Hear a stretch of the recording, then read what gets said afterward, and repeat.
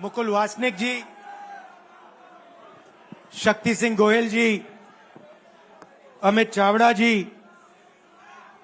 दीपक बाबरिया जी, शैलेश परमार जी, जगदीश ठाकुर जी, सिद्धार्थ पटेल जी, अमी याग्निक जी, लालजी देसाई जी, हिम्मत सिंह पटेल जी, जिग्नेश मेवानी जी, इंद्र विजय जी, इमरान खेडावाला जी, ललित भाई, लाला भाई पटेल जी, मतलब हमारे सारे के सारे सीनियर नेता और हमारे प्यारे कार्यकर्ता, बब्बर शेर टाइगर, आप सबका यहां मैं बहुत दिल से स्वागत करता हूं।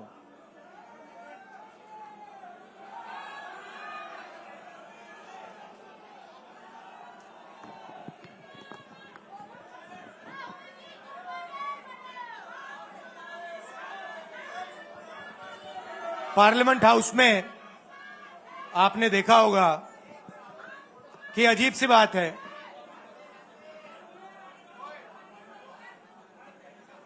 बीजेपी की जो पूरी मूवमेंट थी, राम मंदिर की, अयोध्या की मूवमेंट थी। सही बात, शुरुआत अडवाणी जी ने की थी, रथ यात्रा हुई थी, उसमें आपने अडवाणी जी को रथ पे देखा था। कहा जाता है कि नरेंद्र मोदी जी ने उस यात्रा में अडवाणी जी की मदद की थी। इनकी शुरुआत वहां हुई, राइट? ठीक है, रथ यात्रा चली और पार्लियामेंट में मैं सोच रहा था कि उन्होंने राम मंदिर का इनॉग्रेशन किया और राम मंदिर के इनॉग्रेशन में अदानी जी दिख गए, अंबानी जी दिख गए, मगर गरीब व्यक्ति वहां कोई नहीं दिखा। आपने देखा होगा, टीवी पे देखा आपने। अब उसका नतीजा बताता हूं। पार्लियामेंट में मैं यहां बैठता हूं, यहां पे अयोध्या के एमपी बैठते हैं। देखा आपने उनका चेहरा, इंडिया गठबंधन के हैं, है ना? मैंने उनसे पूछा कि भैया आप मुझे एक बात समझाओ, ये बीजेपी ने अपनी पूरी पॉलिटिक्स अयोध्या की पॉलिटिक्स थी। चुनाव के पहले इन्होंने राम मंदिर का इनॉग्रेशन किया, राम भगवान को पॉलिटिसाइज करने की कोशिश की, मीडिया में फैला दिया। मैंने उनसे पूछा भैया एक बात बताओ, यह हुआ क्या कि उन्होंने राम मंदिर का इनॉग्रेशन किया और इंडिया गठबंधन अयोध्या में चुनाव जीत गया, यह हुआ क्या? और मुझे जवाब उन्होंने दिया, मैं ये जवाब आपको देना चाहता हूं। उन्होंने कहा राहुल जी, मुझे पता लग गया था, तकरीबन 6 महीने पहले मुझे पता लग गया था कि मैं अयोध्या से लड़ूंगा, और जिस दिन मुझे पता लगा उस दिन मुझे यह भी मालूम था कि मैं सिर्फ लड़ूंगा नहीं, इंडिया गठबंधन अयोध्या से जीतने जा रहा है। मैंने कहा कि आपको कैसे मालूम? पूरी देश में, मीडिया में, सब जगह राम मंदिर का इनॉग्रेशन हुआ, तो आपको कैसे मालूम? उन्होंने कहा कि राहुल जी, जब मैं अयोध्या में लोगों से बात करता था तो मुझे अयोध्या के लोग सिर्फ 2-3 चीजें कहते थे। पहली बात कहते थे कि अयोध्या में मंदिर बनाने के लिए, क्लीन अप करने के लिए बहुत सारे लोगों से जमीन ली गई, बहुत सारे लोगों की दुकानें, घर तोड़े गए, और आज तक जिन लोगों के घर छीने गए, तोड़े गए, दुकानें तोड़ी गई, आज तक उनको नरेंद्र मोदी जी ने कॉम्पनसेशन नहीं दिया। पहली बात, जहां भी वो जाता था लोग उनसे कहते थे हमारी जमीन छीनी गई, सरकार ने हमें मुआवजा नहीं दिया। दूसरी बात, अयोध्या का इंटरनेशनल एयरपोर्ट बना, बड़ा एयरपोर्ट, जमीन किसकी गई? अयोध्या के किसानों की जमीन गई। आज तक उनको सही मुआवजा नहीं मिला। और तीसरी बात इन्होंने बताई मुझे, तीसरी बात राहुल जी, अयोध्या की जनता को बहुत गुस्सा आया जब उन्होंने देखा कि राम मंदिर के इनॉग्रेशन में अयोध्या का एक भी व्यक्ति नहीं था। यह कारण थे। मगर मैं आपको यह कहानी क्यों बता रहा हूं? क्योंकि जो मूवमेंट अडवाणी जी ने चालू की थी, उस मूवमेंट को जिसका सेंटर अयोध्या था, उस मूवमेंट को इंडिया गठबंधन ने अयोध्या में हरा दिया है। बहुत बड़ी बात कह रहा हूं। मतलब इनका पूरा जो सेंटर था, वहां पे हमने, आप जैसे कार्यकर्ताओं ने, कांग्रेस पार्टी के कार्यकर्ताओं ने, और आप जाके पूछिए वहां पे समाजवादी पार्टी के किसी भी नेता से पूछ लीजिए और वो आपको बताएगा कि कांग्रेस पार्टी का कार्यकर्ता बब्बर शेर जैसे हमारे साथ खड़ा हो गया था, 1 इंच पीछे नहीं हटा। तो अयोध्या में कांग्रेस पार्टी ने, इंडिया गठबंधन ने इनको हराया है। तो अगला स्टेप क्या है? अब इन्होंने क्या किया? अच्छा, अंदर की बात बताता हूं। अब यहां आया हूं, परिवार से बात हो रही, तो अंदर की इनसाइड ट्रैक बता देता हूं। इनसाइड ट्रैक है, उसी एमपी ने बताया, राहुल जी यहां पे 3 बार सर्वे हुआ था। नरेंद्र मोदी जी वाराणसी से नहीं लड़ना चाहते थे, नरेंद्र मोदी जी अयोध्या से लड़ना चाहते थे। उनके सर्वेयर आए, 3 बार आए, नरेंद्र मोदी जी आए, और सर्वेयर ने उनको कह दिया, नरेंद्र मोदी जी अगर आप अयोध्या से लड़ेंगे, आप अयोध्या में हारेंगे। आप अयोध्या में मत लड़िए, क्योंकि अगर आप लड़ गए, आपका राजनीतिक करियर अयोध्या में खत्म हो जाएगा। इसलिए अयोध्या से नहीं लड़े, वाराणसी से लड़े। और वाराणसी में हमने 1-2 छोटी गलती कर दी, नहीं तो वहां उनको निपट लेते। मतलब आप देखिए, अयोध्या में उन्हीं के लोगों ने उनसे कहा कि हारोगे, और काशी में कितने से जीते? 1 लाख वोट से जीते। मतलब जान बचा के निकले हैं। सच्चाई है। जैसे मैंने पार्लियामेंट हाउस में कहा, हमारा काम, ये जो लगा रखा है मैंने आज, ये जो चिन्ह लगा रखा है, इसको क्या कहते हैं? अभय मुद्रा कहते हैं। ये आपका चिन्ह है, इसको भूलो मत। आप आज वापस जाओगे, अलग अलग धर्म के लोग हो आप, हर धर्म में यह चिन्ह आपको दिखाई देगा। गुरु नानक जी की फोटो देखिए, महावीर की देखिए, बुद्धा की देखिए। इस्लाम में भी, जैसे मैंने पार्लियामेंट में कहा, दुआ मांगी जाती है, दोनों हाथ से ऐसे मांगी जाती है। आप शिव जी की फोटो देखिए, उसमें आपको यह दिखाई देगा। और इसका मतलब है डरो मत, डराओ मत।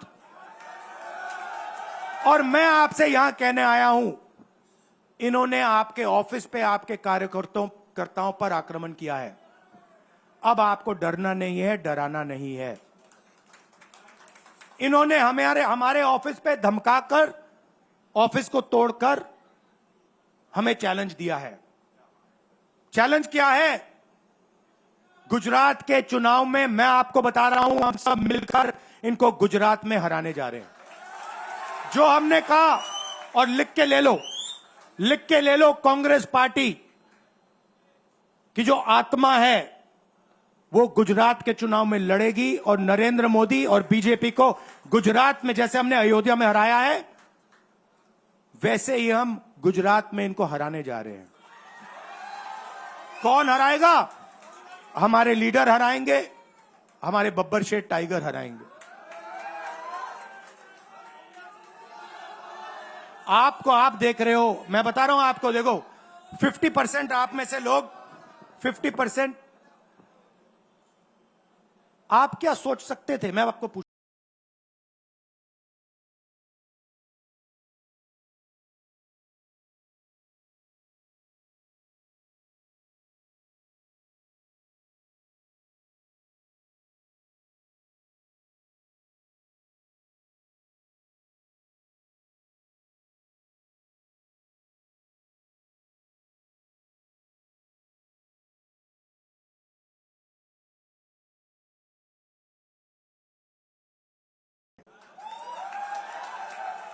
आपको सिर्फ एक काम करना है, एक काम करना है आपको। आपको सिर्फ गुजरात की जनता को सिर्फ एक बात बोलनी है, आपको डरना नहीं है। बिना डरे अगर आप बीजेपी से लड़ गए, चाहे आप किसान हो, मजदूर हो, छोटे व्यापारी हो, अगर गुजरात की जनता बिना डरे लड़ गई, बीजेपी सामने नहीं खड़ी हो पाएगी। दूसरा उदाहरण देता हूं, आप कांग्रेस पार्टी को जानते हो, जानते हो? हमारी पार्टी में कोई डरता है? कैसे मालूम? कैसे मालूम? हमारी पार्टी में दिल से बात कर देते हैं। बड़ा सा बड़ा हो, राहुल गांधी हो, हमारे पार्टी के लोग कहते हैं राहुल गांधी, मुझसे कहते हैं, मेरे कमरे में आके कहते हैं, राहुल जी ये जो आपने किया हमें अच्छा नहीं लगा। कहते हैं, मैं बता रहा हूं आपको, और मैं कहता हूं आपने सही बोला, इस बार मैंने ऐसे नहीं करना था, जो आप बोल रहे हो वैसे करना था। हम डरते नहीं है, ना हमारे कार्यकर्ता हमें बोलने से डरते हैं, ना हम अपनी कार्यकर्ता की बात सुनने से डरते हैं, ना हमारा कार्यकर्ता हमसे डरता है। अब देखिए, मैं आपको रियलिटी बता रहा हूं। बीजेपी में नरेंद्र मोदी बैठे हैं, उनकी पूरी टीम बैठी है उनके सामने। मैं आपको इंटरनल बात बता रहा हूं, उनमें से कोई नरेंद्र मोदी को नहीं चाहता, मगर कोई नहीं चाहता, मतलब पूरी लीडरशिप टीम देख लो आगे बैठी है। मैं बता रहा हूं आपको, अंदर की बात बता रहा हूं, इनसाइड ट्रैक दे रहा हूं, कोई नहीं चाहता, मगर दम नहीं है, डरते हैं।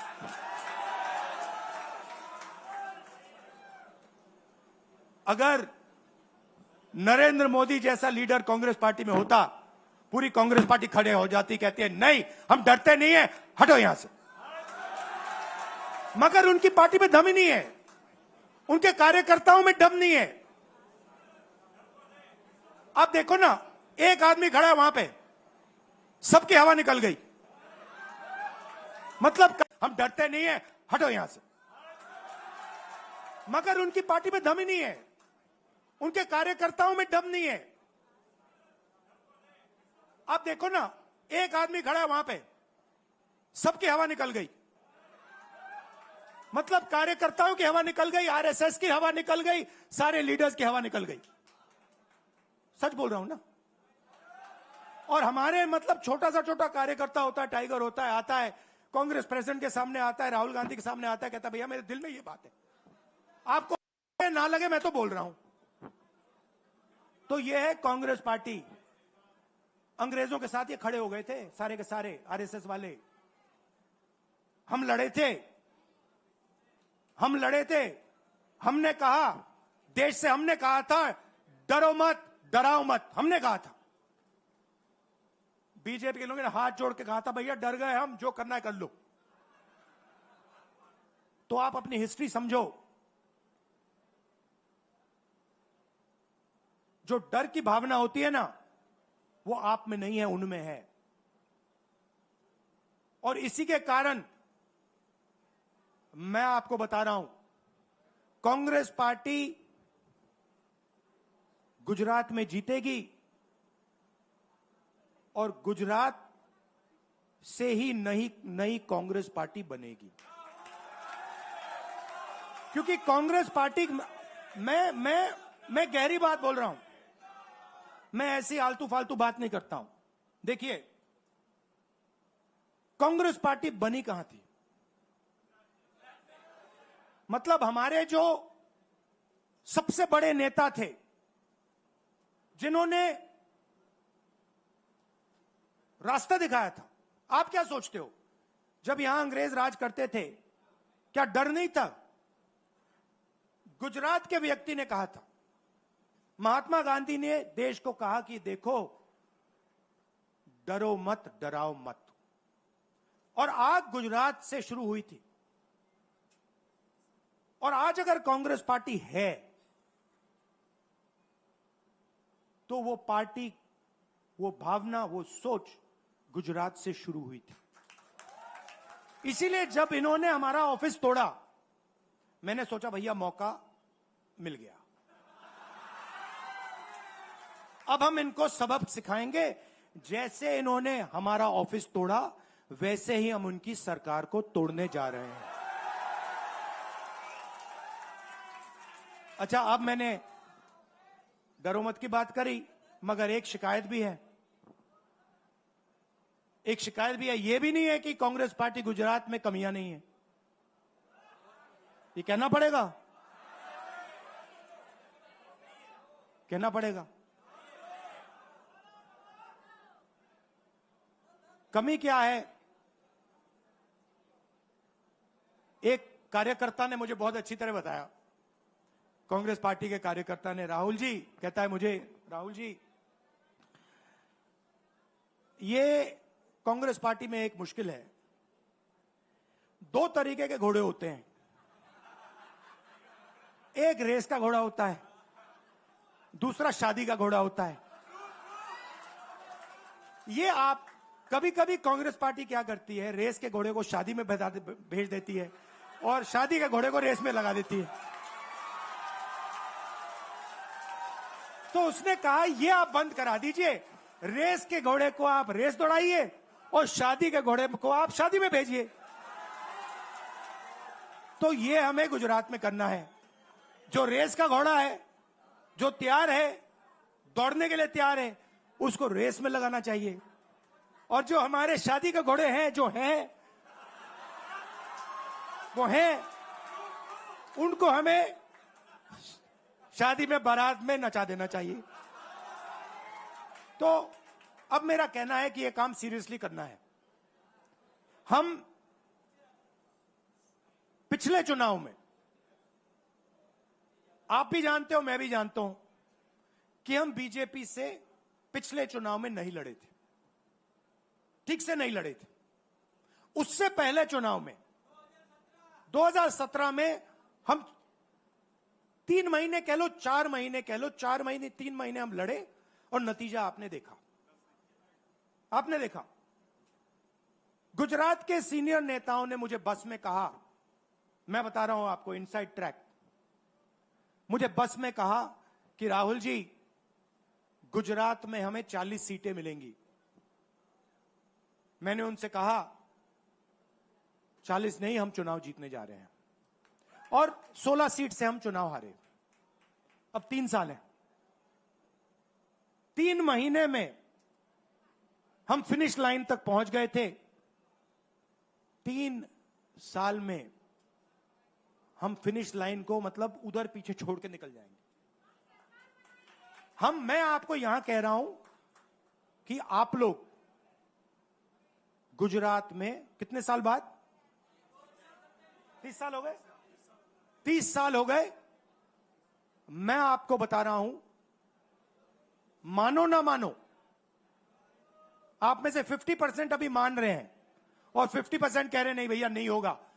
जो 50% मान रहे हैं, मैं आपसे बात कर रहा हूं, जो 50% मान रहे हैं, मैं आपसे बात कर रहा हूं। आप लड़ जाओ, और ये बाकी 50% बैठे हैं, उनकी माइंड बदल दो, नैया पार हो जाएगी, सरकार बन जाएगी। और मैं आपसे कहना चाहता हूं कि एआईसीसी की टीम, राहुल गांधी, मेरी बहन, सारे के सारे सीनियर लीडर आपके साथ यहां खड़े होंगे, आपके साथ मिलकर इनकी सरकार को तोड़ेंगे। आपने बहुत सहा है, बहुत लाठियां खाई हैं, बहुत अपमान हुआ है आपका, गालियां खाई हैं आपने, अब बहुत हो गया। अब इनको हमें सबक सिखाना है और हम इनको हराने जा रहे हैं। और नफरत से नहीं, मोहब्बत से आप देखना, मोहब्बत से हम इनको हराएंगे। कैसे? क्योंकि नरेंद्र मोदी जी का जो विजन था, वो गुब्बारा जो था वो फट गया है, फटाक से वो फट गया है। आप सोचिए, पार्लियामेंट हाउस में नरेंद्र मोदी वहां बैठे, मैं यहां, और मैंने प्रधानमंत्री जी उनके सामने कहा कि नरेंद्र मोदी जी, आप एक व्यक्ति भी नहीं कह सकता हूं, पता नहीं आप क्या हैं, क्योंकि आपने ही कहा कि मैं नॉन बायोलॉजिकल हूं, मैं बायोलॉजिकल नहीं हूं, और मेरा सीधा डायरेक्ट कनेक्शन है ईश्वर से। अरे भैया, आपका डायरेक्ट कनेक्शन है ईश्वर से, तो अयोध्या कैसे हार गए? कैसे हार गए? तो हमारे प्रधानमंत्री सोचते हैं कि बाकी सब लोग बायोलॉजिकल, गुजरात की जनता बायोलॉजिकल, गांधी जी बायोलॉजिकल, हिंदुस्तान के किसान मजदूर सब लोग बायोलॉजिकल, और Narendra Modi non biological. Speaker sir ने मुझे कहा, ऐसे मत बोलिए। मैंने कहा, मैं थोड़ी बोल रहा हूं,